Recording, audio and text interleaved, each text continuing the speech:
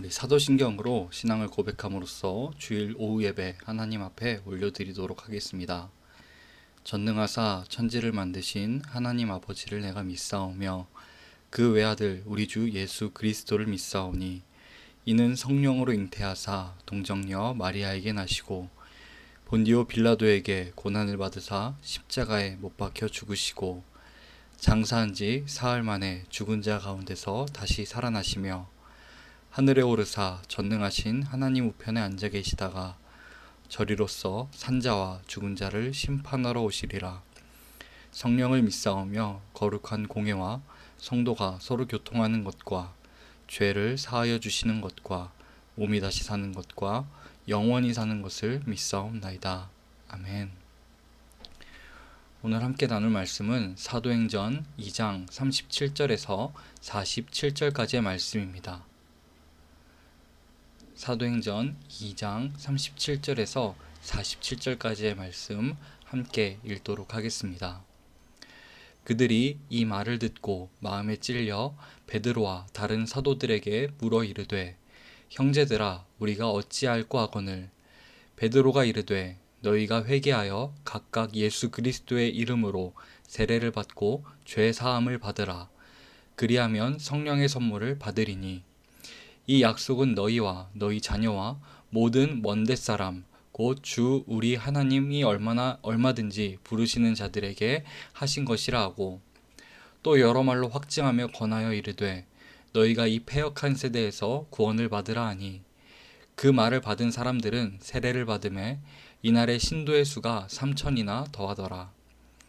사도들이 사도의 가르침을 받아 서로 교제하고 떡을 떼며 오로지 기도하기를 힘쓰니라. 사람마다 두려워하는데 사도들로 말미암아 기사와 표적이 많이 나타나니 믿는 사람이 다 함께 있어 모든 물건을 서로 통용하고 또 재산과 소유를 팔아 각 사람의 필요를 따라 나눠주며 날마다 마음을 같이하여 성전에 모이기를 힘쓰고 집에서 떡을 떼며 기쁨과 순전한 마음으로 음식을 먹고 하나님을 찬미하며 또 온 백성에게 칭송을 받으니 주께서 구원받는 사람을 날마다 더하게 하시니라. 아멘. 할렐루야. 오늘 함께 나눌 말씀 가운데 저와 우리 성도님들에게 동일한 은혜가 있기를 소원합니다. 오늘 말씀은 베드로의 복음 전파 이후 상황이 나와 있습니다. 베드로의 설교를 들은 사람들이 마음의 변화가 일어나기 시작했습니다. 그래서 베드로와 다른 사도들에게 우리가 이 설교를 듣고 마음에 찔리는 것들이 있습니다. 그렇다면 우리가 무엇을 해야 할까요? 이렇게 물어보았습니다. 이 말에 베드로는 여러분은 회개하셔야 합니다. 그리고 여러분의 마음에 찔림이 있는 그 죄의 문제들을 용서받기 위해서 예수 그리스도의 이름으로 각각 세례를 받으십시오. 그러면 여러분은 성령의 선물을 받게 될 것입니다. 이것은 하나님께서 부르시는 그 모든 사람들에게 주어지는 것입니다. 이 악한 세대로부터 구원을 받으십시오. 라고 말했습니다. 이 말을 듣고 받아들인 사람들은 회개를 하고 세례를 받게 되었습니다. 베드로는 이곳에 모인 사람들이 어떻게 하면 구원을 받을 수 있을까요? 라는 그 질문에 회개하고 세례를 받아야 됩니다. 라고 대답을 한 것입니다. 여기서 우리는 중요한 포인트를 한 가지 발견할 수가 있습니다. 바로 우리의 신앙의 출발은 회개로부터 시작된다는 것입니다. 여태껏 내가 살고 싶은 대로 살아오다가 이 진리를, 복음을 듣게 되었을 때, 또 알게 되었을 때 죄된 나의 존재를 발견하게 되고 하나님의 뜻과 반대되는 삶을 살아온 내 옛 자아에 대한 용서를 구해야 한다는 것입니다. 그리고 이 용서를 구하는 대상이 바로 나를 위해서 십자가에 못 박혀 죽으시고 부활하신 예수 그리스도라는 것입니다. 한번 우리의 신앙을 점검해 보았으면 좋겠습니다. 여전히 내 자아가 좋아서 내가 좋아하는 것들을 추구하면서 복을 받기 위해서 신앙을 시작하진 않았는지, 주님의 그 십자가 사랑의 마음에 울림이 있어서 내 옛 자아를 벗어버리는 회개로부터 내가 신앙이 시작되었는지 우리는 한번 점검해 보아야 합니다. 내가 죄인 중에 괴수입니다. 나는 날마다 죽습니다. 라고 고백한 이 사도 바울의 고백이 우리의 고백이 될 수 있기를 소원합니다. 이렇게 회개를 하고 세례를 받은 사람들이 3,000명 정도나 되었습니다. 그들을 통하여서 우리가 흔히 듣고 말하는 초대교회가 시작이 되었습니다. 많은 사람들이 지금 이 땅의 교회들이 초대교회의 모습을 회복해야 된다라고 말합니다. 그렇다면은 우리가 회복해야 되는 그 초대교회의 모습이 어떤 모습인지 오늘 본문 말씀을 통해서 우리가 살펴보고자 합니다. 먼저 42절부터 47절까지의 말씀 속에는 초대교회의 4가지 활동이 나온다는 것입니다. 그것은 바로 사도의 가르침, 교제, 성찬, 예배입니다. 사도의 가르침은 다른 가르침이 아니었습니다. 오직 한 가지, 예수님에 관한 것이었습니다. 예수님의 삶, 십자가의 죽음과 부활, 승천에 관한 가르침이었습니다. 오늘날 수많은 설교들이 쏟아져 나오고 있습니다. 그런데 이 설교 속에 복음이 빠진 채 교훈만 남아있는 설교들이 있습니다. 오늘날 이 설교들 속에 복음이 빠진 채 그저 복만 남아있는 설교들이 있습니다. 우리는 말씀을 듣고 행할 때 교훈만을 따라 행하고 복을 따라 행하는 삶을 살아서는 안 됩니다. 말씀 속에 살아 역사하시는 예수 그리스도의 삶을 따르는 그 삶을 우리는 살아야 합니다. 말씀 속에 살아 역사하시는 그 예수 그리스도의 십자가의 사랑과 부활의 능력을 전하고 가르치기를 우리는 힘써야 합니다. 하나님의 온전한 뜻과 예수 그리스도의 삶을 닮아가고 전하기 위하여서 말씀을 더욱더 가까이 하고 배울 수 있는 저와 우리 성도님들의 삶이 되기를 소원합니다. 두 번째는 바로 교제입니다. 교제는 문자적으로 번역하면 나눔이라는 뜻을 가지고 있습니다. 이것은 바로 주고받는 일입니다. 초기의 예루살렘 그리스도인들은 오순절을 지키기 위해서 온 유대인들이었습니다. 유월절, 오순절 같은 날을 제외하고는 예루살렘을 방문할 기회가 적었고 대부분이 나그네였습니다. 예루살렘 주민들은 그 나그네들을 환영하고 받아주었는데 그 이유는 바로 유대인이었기 때문이었습니다. 그런 그들이 십자가에서 못 박힌 메시아를 믿는 그 신자들이 되었을 때, 그리스도인이 되었을 때 상황은 아주 달라지게 되었습니다. 예루살렘에는 아직도 예수 그리스도를 메시아로 인정하지 않는 사람들이 많이 있었습니다. 그런 그들에 의해서 그리스도인이 된 유대인들은 더 이상 동료 유대인들로부터 환대를 받지 못하고 또 그곳에 더 이상 머무를 수도 없게 되었습니다. 그래서 그들에게 예루살렘 현지 주민들 중에서 그리스도인이 된 사람들이 자신의 재산과 소유를 팔아서 그들을 도운 것입니다. 함께 모이기 위해서, 함께 예배하기 위해서라면 자신의 재산과 소유를 아깝게 생각하지 않았습니다. 베드로가 함께 교제하기 위해서 자신의 소유를 팔라고 이야기를 했을까요? 베드로가 함께 예배하기 위해서 자신의 집을 내어놓으라고 이야기를 했을까요? 그렇지 않습니다. 베드로는 오직 예수 그리스도의 복음만 이야기했습니다. 그 복음을 들은 사람들이 마음에서 우러나오는 헌신을 한 것입니다.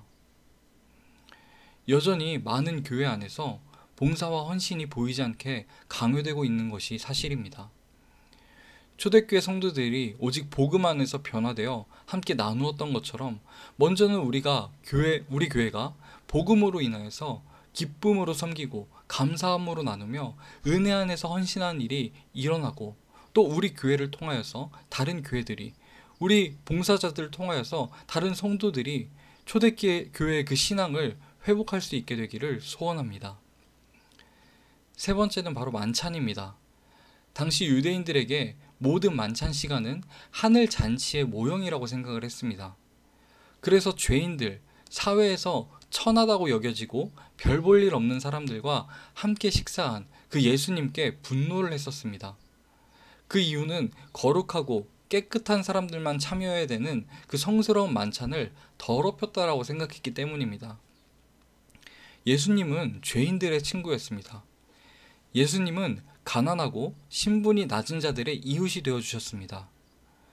초대교회 성도들은 이런 예수님의 삶을 기억하며 낮은 이들과 함께 식사하였고 그리스도의 십자가에서 자신의 살과 피를 내어주신 것을 기억하며 성찬에 참여하였습니다. 제가 예전에 수원역에서 전도를 하다 보면 노숙인들을 정말 많이 만났었습니다. 그 노숙인분들은 항상 온몸에 술 냄새가 가득할 정도로 취해 계셨고 말의 욕설이 끊이지가 않았습니다. 그분들에게 복음을 전하는데 한편으론 이런 생각도 들었습니다. 내가 지금 여기서는 복음을 전하고 있는데 이분들이 교회에 오면은 내가 사랑으로 품어줄 수 있을까? 예전에는 이 생각을 하면서 정말 자신이 없었습니다. 그분들이 교회에 오게 되면은 경계를 먼저 할 것 같았기 때문입니다. 그리고 진짜 전심으로 사랑으로 품어줄 자신이 없었습니다. 그런데 제가 이런 제 마음이 변하게 된 계기가 있었습니다. 마찬가지로 수원역에서 전도를 하고 있는데 온몸에서 술 냄새가 가득한 노숙인 한 분이 발걸음을 멈추고 저희에게 다가왔습니다. 그리고 저희에게 이렇게 말했습니다. 선생님, 듣고 싶은 찬송이 있는데요. 혹시 불러주실 수 있을까요? 천부여 의지 없어서라는 찬송이 듣고 싶습니다. 어려운 부탁이 아니기에 함께 그 찬송을 부르게 되었습니다. 저희가 찬송을 부르는 동안 그분은 두 손을 꼭 모으고 마치 기도하는 모습을 취하고 있었습니다. 그리고 찬송이 다 끝났을 때 저희에게 다가와서 이렇게 말했습니다. 감사합니다. 예전에 교회를 다녔었는데 지금은 상황이 좋지 않아서 교회를 나가지 못하고 있습니다. 그래도 이렇게 이 거리에서 찬송을 듣고 기도할 수 있으니 좋네요. 이렇게 말씀하시고 그 자리를 떠나가셨습니다. 그분에게는 그리스도의 사랑이 필요했었는데 저는 그분이 다가올 때 경계를 먼저 했었습니다. 그리스도의 사랑이 필요한 자들에게 우리와 다르다는 이유로 경계를 먼저 하고 있지는 않는지 생각해보는 시간이 되었습니다. 예수님께서는 죄인들의 친구가 되시고 고아와 과부, 힘없는 자들의 이웃이 되어주셨습니다. 그 예수 그리스도의 사랑을 기억하면서 나눌 수 있는 저와 우리 성도님들이 되기를 소망합니다. 마지막으로는 예배입니다. 날마다 마음을 같이하여 성전에 모이기를 힘썼습니다.